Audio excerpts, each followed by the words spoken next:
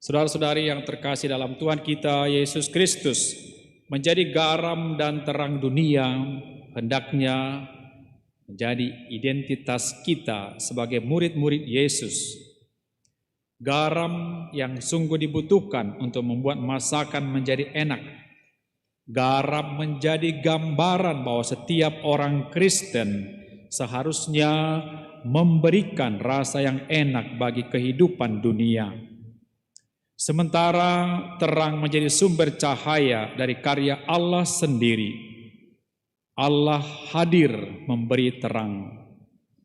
Jika Yesus mengatakan bahwa murid-muridnya adalah terang dunia, maka orang Kristiani dalam hidupnya sudah seharusnya senantiasa bersatu dengan Allah, sang sumber terang. Dengan demikian menjadi terang sama dengan menjadi bagian dari hidup setiap orang Kristiani karena bersatu dengan Allah sendiri. Maaf, saya pindah ke tengah.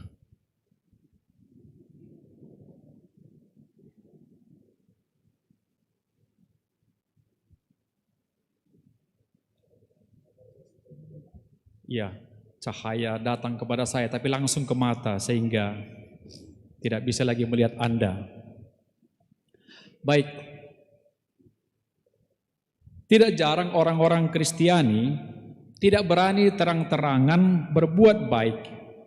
Mungkin karena pengaruh semboyan jika tangan kanan memberi, tangan kiri jangan sampai tahu. Memang ketika berbuat baik, kita diajak untuk tidak mengharapkan pujian dan penghormatan yang berlebihan. Dengan kata lain, berbuat baik dengan tulus, tanpa modus. Jika hendak membantu, membantulah dengan apa yang bisa dilakukan. Jika hendak memberi, memberilah tanpa ada embel-embel apapun. Meskipun itu tidak selalu gampang, kita cenderung memberi dengan ada tujuan. Dan kalau orang tidak mengucap terima kasih, maka toh apa saya bantu dia, toh sudah saya beri, tapi toh tidak diucapkan apapun. Yesus hari ini mengajak kita untuk tidak malu berbuat kebaikan, atau tidak minder memperjuangkan nilai-nilai luhur yang patut diperjuangkan oleh setiap orang Kristiani. Yesus mengajak kita supaya kita tidak takut untuk berbuat baik. Niat kita bukanlah supaya orang lain melihat apa yang kita lakukan sehingga kita mendapat pujian, aplaus, dan kemuliaan. Memang garam dan terang harus dinampakkan, ditunjukkan kepada sebanyak mungkin orang agar bisa dirasakan manfaatnya. Garam dan terang tidak untuk disimpan atau disembunyikan. Paus Fransiskus mengingatkan bahwa kita tidak bisa mewartakan kabar gembira menjadi garam dan terang bila wajah kita katakanlah cemberut. Bila kita berwajah masam atau murung, orang lain akan berpikir dua kali sebelum berani mendekati kita. Seperti garam yang tawar tidak bisa mengasinkan, atau seperti cahaya yang redup atau remang tidak mampu menerangi. Kita tidak bisa mengajak orang lain untuk menyambut Injil dengan sukacita selama kita sendiri bermuka cemberut atau sedih. Sebelum kita sendiri mengalami sukacita karena Injil, kita tidak akan bisa menjadi garam dan terang dunia. Nemo dat quod non habet, kata pepatah Latin. Tak seorang pun dapat membagikan apa yang dia sendiri tidak miliki. Maka kita harus memiliki dahulu supaya itu boleh kita bagikan kepada orang lain. Bagaimanakah Santo Antonius dalam hidupnya mempraktikkan ajaran Yesus ini sebagai garam dan terang dunia? Pada awalnya dia punya keinginan yang kuat untuk menjadi pewarta Injil kepada orang Islam di Timur Tengah, bahkan siap untuk menjadi martir, tetapi itu tidak jadi. Selama 9 tahun dia studi kitab suci dan teologi. serta sangat mencintai kitab suci. Bukan pertama-tama sebagai ilmu yang harus dipelajari, tetapi sebagai sumber kehadiran Tuhan. Antonius juga rela mengasihi musuh-musuhnya dan bahkan memberkati mereka. Sesuatu yang sangat sulit kita praktekkan dalam kehidupan setiap hari. Ialah pengalaman saudara-saudari, bagaimana kita berhadapan dengan orang. Tidak usah dulu musuh yang tidak kita sukai, yang suka mengkritik kita, yang suka mengata-ngatai kita di belakang. Antonius dikatakan mencintai, bahkan mendoakan, memberkati mereka. Karena kedekatannya kepada Tuhan, Antonius juga menjadi berkat bagi banyak orang, utamanya dengan mujizat-mujizatnya.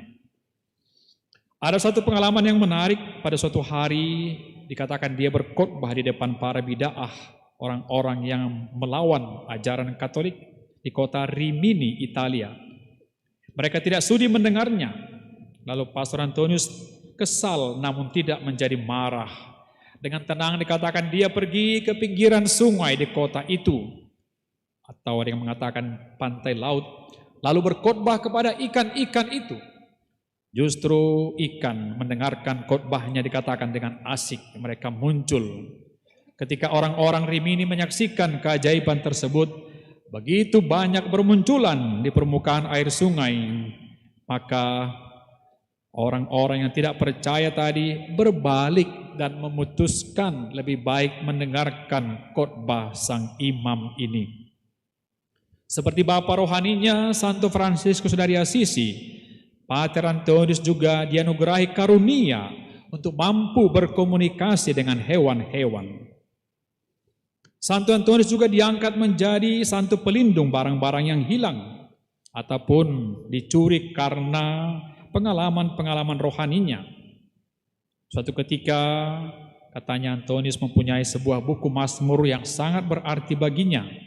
Dalam buku itu dia menulis banyak hal, catatan-catatan pengalaman pribadinya, komentar-komentar yang dipergunakannya untuk mengajar murid-murid di Ordo Fransiskan. Nah, seorang novis, yaitu seorang biarawan yang sedang menjalani masa pencobaan, mulai bosan dengan kehidupan religius biara. Karenanya dia memutuskan untuk melarikan diri. Dia pergi serta membawa buku Mazmur Santo Antonius tadi. Ketika Antonius menyadari bahwa bukunya telah hilang, dia menjadi sangat sedih karena di situ semua dia tuliskan pengalaman-pengalaman tadi, perjumpaannya dengan Tuhan. Santo Antonius berdoa dengan sangat agar buku Mazmurnya segera dikembalikan, ditemukan. Tuhan menjawab doa Santo Antonius. Novis yang mencuri buku itu katanya merasa tidak tenang hatinya, gelisah terus, sehingga akhirnya datang ke biara kembali mengembalikan buku itu. Dan malah katanya sang frater novis tadi diterima kembali di biara. Maka jika saudara kehilangan barang, mohonkanlah doa Santo Antonius dari Padua. Pastor Mikael Manurung, Fikjen, baru saja bercerita juga pengalamannya, katanya seorang ibu di paroki Tiga Dolok. Ibu itu sebagai bendahara stasi datang ke paroki mengantar uang. Lalu sebentar meletakkan sepeda motornya di samping paroki. Hari itu hari pekan. Sesudah dia menyelesaikan menyetor uang, tiba-tiba dia mau pulang. Dia lihat tidak lagi sepeda motornya. Dia berteriak, di mana sepeda motorku hilang?" Dengan tanpa sadar mungkin dia berdoa, "Santo Antonius, sepeda motorku hilang. Saya toh berbuat baik di sini mengantar uang ke paroki." Dan begitulah banyak orang akhirnya datang mendengar karena dia berteriak. Ada apa? Lalu mereka pergi ke pastoran. Ketika di situ katanya ada berita bahwa seorang kecelakaan di depan kantor polisi. Dan polisi hendak menolong dia. Dan ketika dilihat ada kunci T di kantongnya, ini pasti orang bukan punya sepeda motor dan mencuri. Ternyata benar, sepeda motor itu dikembalikan kepada ibu itu. Betapa dia bersyukur sepeda motor ditemukan kembali berkat doa kepada pelindung paroki itu di Tiga Dolok, Santo Antonius dari Padua.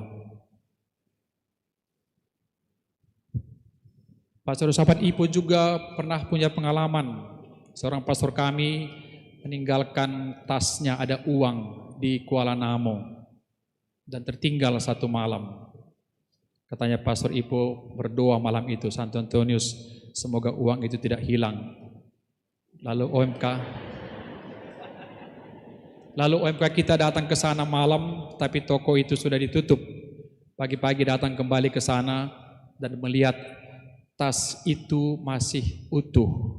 Uang itu juga tidak diganggu dan kembalilah uang itu. Mungkin Pastor Ipo juga akan menjadi santo nantinya. Karena doanya kepada Santo Antonius, uang itu sama sekali tidak hilang.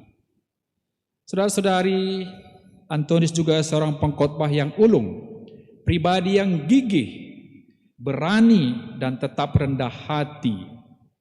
Namun karena kerja keras dan mati raga yang terlalu keras, merasa kondisinya makin menurun. Dia harus mempersiapkan diri menerima ajalnya. Setelah menerima sakramen perminyakan, dikatakan dia terus menatap ke atas langit-langit. Dan ketika ditanya, ada apa di atas sana? Mengapa Pater Antonius selalu melihat ke atas? Dia menjawab, aku melihat Tuhanku. Lalu dia menghembuskan nafasnya yang terakhir pada tanggal 13 Juni tahun 1231 pada usia 36 tahun. Tidak lama setelah kematiannya, anak-anak kota Padua berseru-seru dengan nada sedih, Santo Antonius telah wafat, Santo Antonius telah wafat. Meskipun dia baru saja wafat, sudah dipanggil santo. Paus Gregorius ke-9 mengangkat Antonius sebagai seorang santo pada tahun 1232. Dan di Padua dibangun sebuah basilika yang indah untuk menghormati orang kudus ini. Pada masa hidupnya dan setelah wafatnya, banyak sekali mukjizat yang terjadi. Sehingga salah satu dari gelar julukan yang diberikan kepadanya, kepada Antonius adalah pembuat mukjizat.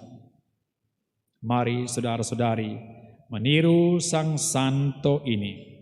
Kita juga yang telah mengadakan doa novena setiap Selasa 9 hari berturut-turut.